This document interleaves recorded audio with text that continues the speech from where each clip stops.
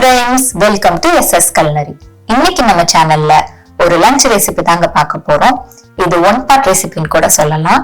இந்த ரெசிபி என்னன்னு தெரிஞ்சுக்கிறதுக்கு முன்னாடி எங்களோட சேனலை நீங்க சப்ஸ்கிரைப் பண்ணலாம், மறக்காம பண்ணிடுங்க. அப்படியே பக்கத்துல உள்ள பெல் பட்டனை கிளிக் பண்ணிடுங்க. இன்னைக்கு நம்ம ஒரு வெரைட்டி ரைஸ் மாதிரி தான் பார்க்க போறோம். பொதுவா சாம்பார் சாதம் சொன்னா சாம்பார் தனியா எப்பவுமே பண்ணுவோம், சாதமும் தனியா இருக்கும். பட் சாம்பார் சாதம் பண்றதுக்கு ஸ்பெஷலா பொடியெல்லாம் ரெடி பண்ணி பண்ணுவோம். அது போலதான் இன்னைக்கு நம்ம ரசம் சாதம் பண்ண போறோம். ரசம் தனியா சாதம் தனியா வைக்க போறது கிடையாது. வெரைட்டி ரைஸ் போலயே ரசம் சாதம் ரெடி பண்ண போறோம். இதுக்கு தனியா பொடி எப்படி ரெடி பண்றதையும் இந்த வீடியோல நம்ம பார்க்க போறோம். நார்மலா ரசம் சாதம் பண்றதுக்கு நார்மல் ரைஸ் தான் யூஸ் பண்ணி பண்ணுவாங்க. இன்னைக்கு நம்ம கொஞ்சம் டிஃபரெண்டா திணை ரைஸ் வச்சு எப்படி பண்ணலாம் தான் பார்க்க போறோம். வாங்க திணை ரைஸ் வச்சு ரசம் சாதம் எப்படி பண்ணலாம் பார்க்கலாம்.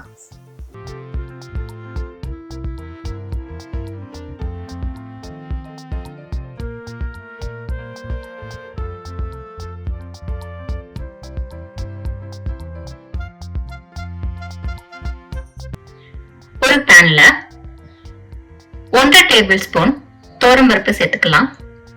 இப்ப இதை நம்ம கொஞ்சம் லைட்டா ஃப்ரை பண்ணிக்கலாம்.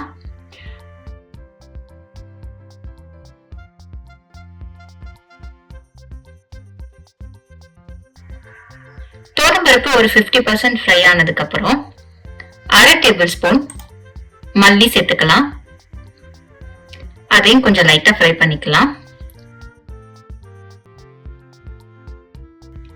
இப்ப இது கூட 3/4 டேபிள் ஸ்பூன் ஜீரகம் சேர்த்துக்கலாம். 1/2 டேபிள் ஸ்பூன் மிளகு சேர்த்துக்கலாம்.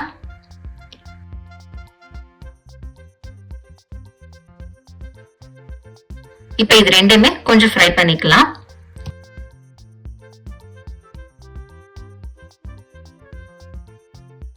இப்ப இது கூட 2 பல்லு பூண்டு சேர்த்து ஃப்ரை பண்ணிக்கலாம். அகைன் இது கூட 2 வரமிளகாய் சேர்த்துக்கலாம்.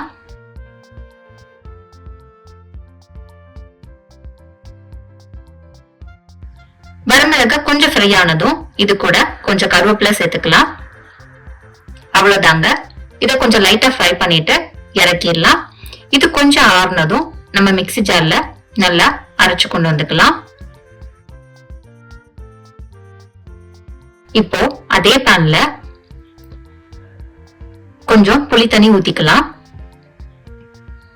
இது கூட 2 தக்காளி நல்லா பிழிஞ்சு விட்டுக்கலாம். புளி கொஞ்சம் கம்மியா சேர்த்துக்கிறேன், அதனால தக்காளி கொஞ்சம் அதிகமா சேர்த்துக்கிறேன். நீங்க புளி நல்லா நிறைய சேர்த்துப்பீங்கன்னா தக்காளி கொஞ்சம் கம்மி பண்ணிக்கோங்க. ஏன்னா சில தக்காளி கொஞ்சம் அதிகமாவே புளிக்கும். சோ அதுக்கேற்ற மாதிரி தக்காளி நீங்க அட்ஜஸ்ட் பண்ணிக்கோங்க.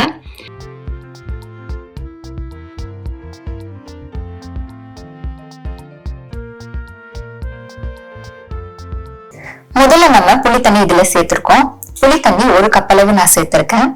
பொதுவா நான் ரசம் பண்றதுக்கு புளி கொஞ்சம் கம்மியா சேர்த்திருப்பேன், தக்காளி கொஞ்சம் அதிகமா சேர்த்துப்பேன். சோ நீங்க புளி அதிகமா சேர்த்துக்கிறீங்க, சப்போஸ் நெல்லிக்காய் அளவு புளி சேர்த்துக்கிறீங்கன்னா அதுக்கேற்ற மாதிரி அட்ஜஸ்ட் பண்ற மாதிரி தக்காளி நீங்க சேர்த்துக்கோங்க. நான் நெல்லிக்காய் சைஸை விட கொஞ்சம் கம்மியா தான் புளி எப்பயுமே சேர்த்துப்பேன், அதனால தக்காளி கொஞ்சம் அதிகமா சேர்த்துக்கிறேன். சோ இதை மட்டும் நீங்க செய்யும் போது பேலன்ஸ் பண்ணிக்கோங்க. இப்ப இது கூட 4 கப் தண்ணி ஊத்திக்கலாம்.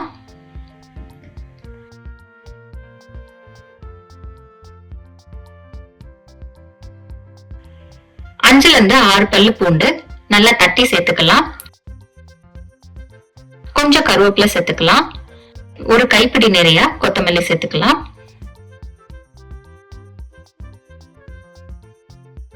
இப்போ இதுக்கு தேவையான உப்பு சேர்த்துக்கலாம். இப்போ இது எல்லாமே நல்லா மிக்ஸ் பண்ணிக்கலாம்.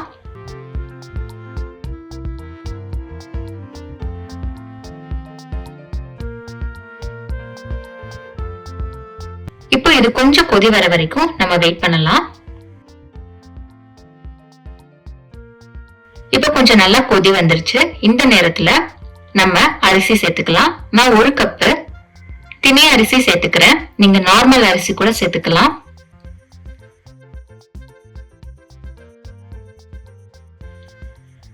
திணை அரிசி நல்லா வாஷ் பண்ணி 1 கப் நிறைய நான் இதுல சேர்த்துக்கிறேன்.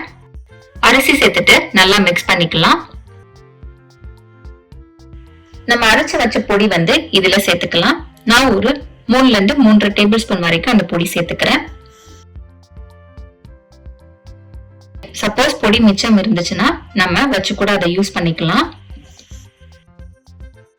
ஒரு 1/4 டீஸ்பூன் மஞ்சள் பொடி சேர்த்துக்கலாம். இப்ப இது எல்லாமே நல்லா மிக்ஸ் பண்ணிட்டு மீடியம் ஃப்ளேம்ல வேக வைக்கலாம்.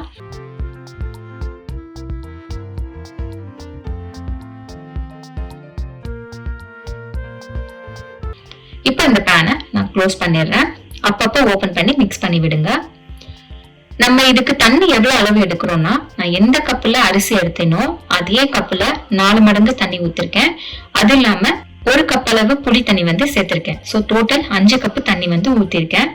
நார்மலா நம்ம அரிசிக்கு வந்து 3 கப்பு தான் தண்ணி சேர்ப்போம். பட் வந்து ரசம் சாதம் கொஞ்சம் கொல கொலன்னு இருக்கணும். அதனாலதான் நான் 2 கப்பு தண்ணி அதிகமா சேர்த்திருக்கேன்.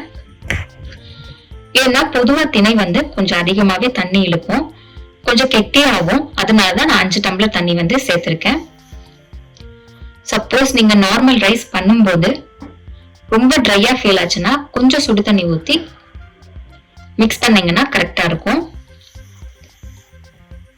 சோ டோட்டலா 1 கப் அரிசிக்கு 5 கப் தண்ணி வந்து நான் சேர்த்திருக்கேன். இதுல நான் வந்து தண்ணி அளவு கரெக்டா சொல்லியிருக்கேன். நான் திணை ரைஸ் எடுத்திருக்கனாலதான் திணை அதிகமா கொஞ்சம் தண்ணி எடுக்கும். ஏன்னா 3 கப் அளவு தண்ணி ஊத்தினாலுமே கடைசியா பார்த்தோம்னா ரொம்ப கெட்டி ஆயிடும். அதனாலதான் புளி தண்ணி 1 கப்பு, அது இல்லாம 1 கப்பு எக்ஸ்ட்ரா, மொத்தம் 5 கப்பு தண்ணி வந்து நான் அளவா எடுத்திருக்கேன். சப்போஸ் நீங்க நார்மல் ரைஸ் யூஸ் பண்றீங்க, சப்போஸ் உங்களுக்கு கெட்டியா ஆயிடுச்சு சாதம் அப்படின்னா கொஞ்சம் சுடு தண்ணி ஆட் பண்ணி மிக்ஸ் பண்ணீங்கன்னா கரெக்டா இருக்கும்.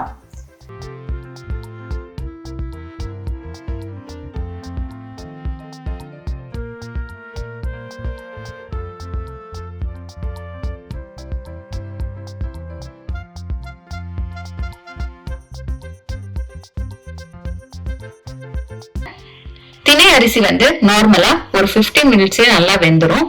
இப்ப ரசம் சாதம் வந்து ரெடி ஆயிடுச்சு. இதுக்கு நம்ம தாளிப்பு ரெடி பண்ணிடலாம்.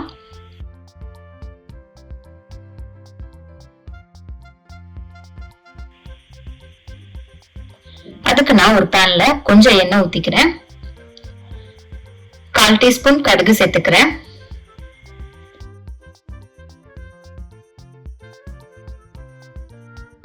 ஒரு வரமிளகாவை பிச்சு போட்டுக்கலாம். கொஞ்சமா பெருங்காயம் சேர்த்துக்கலாம். கொஞ்சம் கருவேப்பிலை சேர்த்துக்கலாம்.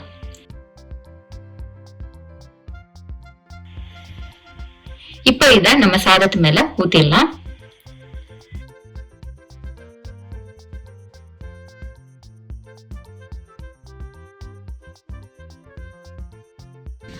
ஃபைனலா கொத்தமல்லி இலைய தூவி விட்டுடலாம். இப்ப நம்ம அகைன் இத மூடி வச்சிடலாம். 1 நிமிஷம் கழிச்சு ஓபன் பண்ணோம்னா சூப்பரான ரசம் சாதம் ரெடி ஆயிடுச்சு. இது ஒரு பெஸ்ட் லஞ்ச் ரெசிபின்னே சொல்லலாம்.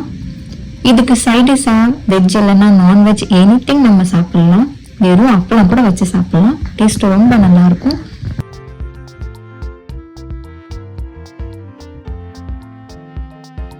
எவ்வளவு ஈஸியா ரசம் சாதம் எப்படி பண்றதுன்னு பார்த்தோம்.